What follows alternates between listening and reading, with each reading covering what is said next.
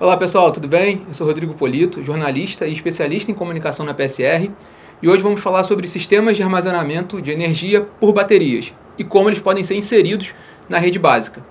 E para isso, nós estamos aqui com o Celso Dalorto, Head em Planejamento e Inteligência de Mercado da PSR, que liderou pela PSR um projeto de pesquisa e desenvolvimento sobre esse tema. E aí, Celso, obrigado por estar aqui conosco, obrigado por essa oportunidade. E se você pudesse contar um pouquinho para a gente como foi esse projeto e quem foram os parceiros da PSR nesse projeto. Obrigado pelo convite, para explicar um pouco mais sobre esse projeto. Esse foi um projeto de P&D ANEEL, proposto pela Quantum Participações, e contou com os parceiros nossos, a MRTS, FDTE, HPPA, Lactec, VEG, e também contou com um apoio técnico da EPE, Empresa de Pesquisa Energética, que toca todos os estudos de planejamento aqui do Brasil. Legal. E o que foi o objetivo desse projeto?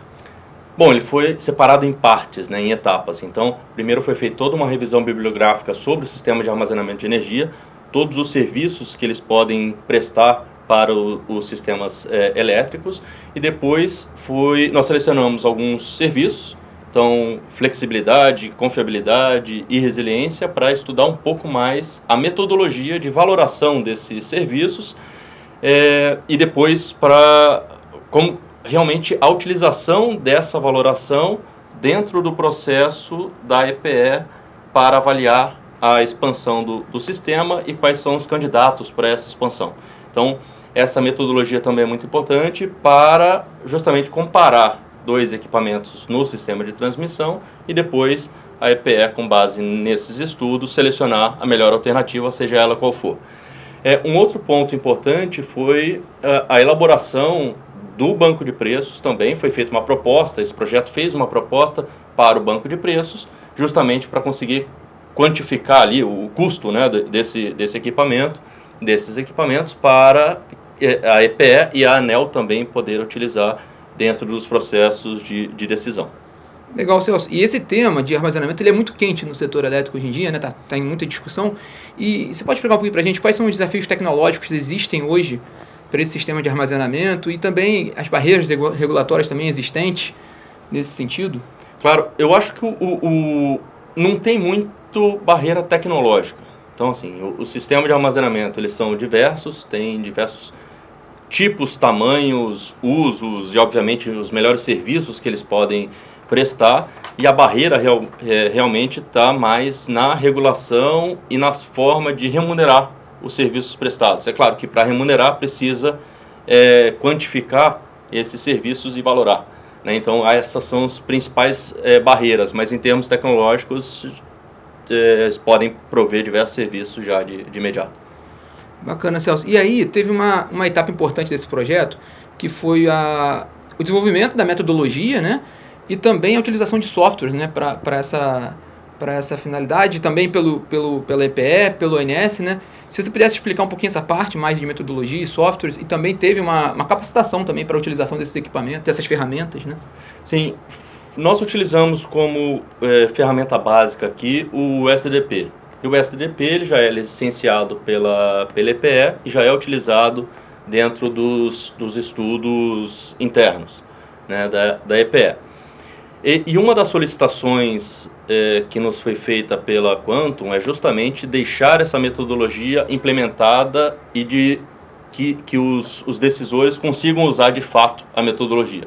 Então foram feitas algumas adaptações ali no SDP para conseguir utilizar, quantificar certinho os serviços, cada serviço energético de forma individualizada, e também foram feitas algumas atualizações no software Organon, que é utilizado pelo ONS para as avaliações da rede de transmissão, para considerar também os equipamentos de armazenamento, principalmente ali as baterias. Então, foram feitos esses desenvolvimentos nos modelos, ou a aplicação propriamente dito da metodologia nos modelos computacionais, e depois foi feita uma capacitação para os técnicos, tanto do ONS e da EPE, para realmente conseguir de forma prática utilizar os modelos, e aplicar de fato a metodologia. Legal. Celso, da PSR, dos modelos utilizados nesse projeto especificamente, SDDP, teve mais alguns, tivemos mais alguns. Então, o principal foi o SDP, que é justamente o planejamento da operação do sistema. Como a gente estava focado no sistema de transmissão, obviamente precisamos incorporar a rede detalhada do sistema de transmissão brasileiro. Então, para isso foi utilizado o modelo NetPlan. O SDP foi simulado com uma resolução horária, justamente para capturar o perfil horário de produção de cada fonte, e foi utilizado a representação individualizada de cada gerador dentro da rede de transmissão, mais de 12 mil barras. Então realmente é muita informação, e para gerar esses cenários nós utilizamos o Time Series Lab. Para avaliação da confiabilidade utilizamos o modelo Coral, e para identificação dos melhores pontos para colocar o sistema de armazenamento nós utilizamos uma ferramenta interna do BatScreen para fazer essa melhor alocação ou identificação dos melhores pontos para colocar o sistema de armazenamento dentro da rede. Legal, Celso. E aí, quais foram os principais resultados do projeto? A metodologia propriamente dita da separação dos serviços e quantificação, também a valoração dos serviços que foram prestados, né? Então essa metodologia para avaliar serviço por serviço de forma separada, uma metodologia do projeto para juntar todas essas informações e colocar dentro do processo do R1 da EPE para a comparação entre soluções de expansão. Então o R1 é justamente o relatório que mostra quais são as soluções tecnológicas para depois ser feita a expansão, ir para leilão, etc. Então essa metodologia foi implementada dentro do processo da EPE, então ela já conseguiria fazer essa avaliação do sistema de armazenamento em comparação com qualquer outro serviço da transmissão. Uma outra coisa importante que já foi comentado é justamente o banco de preços. Então, com isso, tem a possibilidade de calcular o custo dessa solução em comparação com as outras soluções. Também é um ponto importante aqui de ver justamente esse custo-benefício de cada fonte que vença melhor. Esse é um outro ponto também que foi muito batido pelo pessoal da Quantum, que assim, não estamos defendendo nada, nenhuma tecnologia. Nós estamos criando uma metodologia para que as tecnologias possam ser comparadas e, de fato, ser implementada que melhor forneça o serviço necessário pelo sistema, né? Um outro ponto também que foi muito importante é essa quantificação ou a somatória desses serviços. Então, o sistema de armazenamento, se colocado no sistema de transmissão, ele pode ser remunerado pela disponibilidade do equipamento, e aí com uma receita para remunerar o investimento, e aí o ONS opera da forma que ele achar melhor, fornecendo os serviços quais forem eles, ou pela definição dos serviços antes do leilão. Então vai falar, esse equipamento vai fornecer o serviço de flexibilidade, capacidade, resiliência. Então separa todos esses serviços antes, faz o cálculo do benefício desse equipamento para o sistema dar aquela configuração, e depois faz uma remuneração pelo serviço prestado propriamente dito. Claro que tendo em vista a vida útil do equipamento, a utilização de fato, os ciclos de vida que também foram calculados dentro do projeto, uma metodologia para calcular a vida útil do equipamento dada a utilização dela. Então esse também foi um ponto importante. Eu acho que com isso nós damos ferramentas, né, apoiamos aí a entrada desses equipamentos, dado o benefício que de fato eles podem fornecer para o sistema. Isso é muito legal, Celso, bem bacana.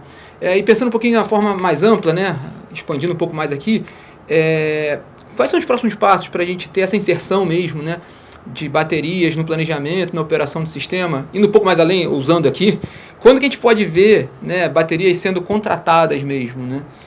Acho que o principal ponto é focar nessas barreiras regulatórias e de remuneração. Então já tem uma consulta pública aberta na ANEEL, que deve terminar nos próximos meses, e eu acho que o foco do setor seria justamente nessas barreiras regulatórias. Então, como nós vamos classificar esses sistemas? Ele vai ser um sistema de transmissão, ele vai ser um sistema de geração, ele vai ser um sistema de consumo, dado que o armazenamento, uma hora ele gera, outra hora ele consome, ou ele vai ser um ser independente, ou ambos, que também não tem problema de ser, uma hora ele está no sistema de transmissão, ser classificado como transmissão, uma hora ele está independente no sistema, ele ser classificado como um ser independente. Mas essa classificação ela precisa ser feita, e aí, obviamente, tudo que envolva a operação propriamente dito do sistema. Então, como que vai ser a conexão, qual tarifa do sistema de transmissão ou distribuição que vai pagar, como que vai ser a gestão das perdas desse equipamento, as regras de comercialização, então, e claro, a classificação dos serviços, que também é um ponto fundamental. Nós vamos, se vai ser no sistema de transmissão, tem que ver qual é o serviço que vai prestar ou se vai ser por disponibilidade. E mesmo se tiver no sistema de geração, também precisa ter uma classificação do serviço para depois conseguir fazer a remuneração correta, mesmo que tenha que fazer o empilhamento de receitas. Mas para fazer esse empilhamento de receita, precisa ter toda a classificação anterior. Então, tem várias formas, eu acho que o sistema de armazenamento, de forma geral, podem entrar no sistema. E eu acho que o setor tem que focar mais nos fundamentos e tirar essas barreiras, porque depois, dada a gama de serviço que esses sistemas eles fornecem para o sistema elétrico de maneira geral, eles vão entrar de forma natural. Né? Então, acho que antes de tentar forçar a barra, a gente tem que retirar todas as barreiras, e aí o sistema consegue competir de forma livre, igual com qualquer outro serviço, e aí nós vamos contratar, como setor elétrico, contratar os melhores equipamentos que consigam fornecer os serviços que o sistema precisa. E aí, com isso, a gente consegue garantir a melhor utilização de todos os recursos e, consequentemente, reduzir as tarifas de fornecimento aí de maneira geral. Legal, tem um dever de casa para ser feito. Tem um dever de casa. Celso, muito obrigado pela sua participação aqui, pelo tempo. Obrigado também por você que nos acompanhou. E até a próxima, pessoal. Muito obrigado pelo convite. Até a próxima, pessoal.